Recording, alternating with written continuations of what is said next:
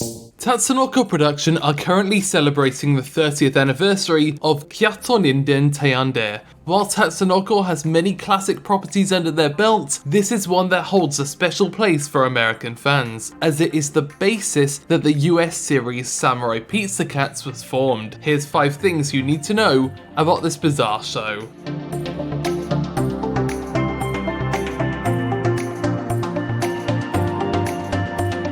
When the rights to Kyatto Ninden Teyandee were purchased by Saban Entertainment, Tatsunoko wasn't able to turn over many of the original production materials. Accounts vary, but the script and show materials that were given to the producers were either mistranslated, poorly translated, or missing altogether. Because of this, they opted to rewrite the entire show. Surprisingly, this isn't exactly uncommon for the time. Robotech famously took a load of anime and combined them to create a new story.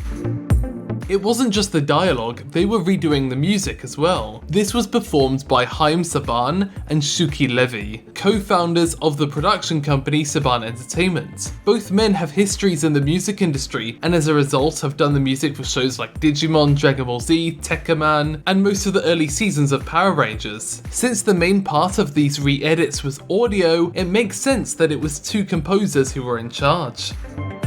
The pseudonym Googie Gomez is credited as the singing sensation that provided the vocals for the Samurai Pizza Cats theme song and ending credits. The vocals are most often attributed to Michael Arrington, one of the writers on the show, doing an impression of American comedian Paul Lynde, and who would later become famous for his Paul Lynde impression. This credit for Googie Gomez also appears next to a credit to Hogan the Wonder Cat for being the show's, quote, spiritual advisor. Hogan was reportedly a real cat that belonged to one of the producers, Andy Thomas.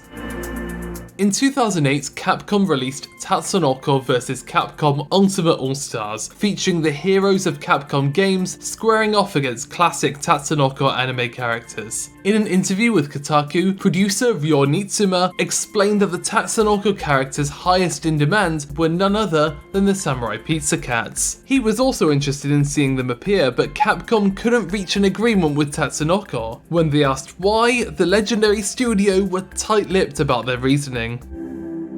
A lot of these re-edits have a habit of not crediting the original artist behind the show. If you watch the credits, it's all American names being credited for a Japanese anime. The only reference to the original is a single credit towards Tatsunoko Production, but 2 decades later, Discotek Media got the rights to the original series and credited the entire staff on both the English and Japanese box sets. Furthermore, in 2019, Tatsunoko teamed up with Udon Entertainment to release a Samurai Pizza Cats fanbook, which detailed the production behind the original Japanese show, making sure to fully credit the staff.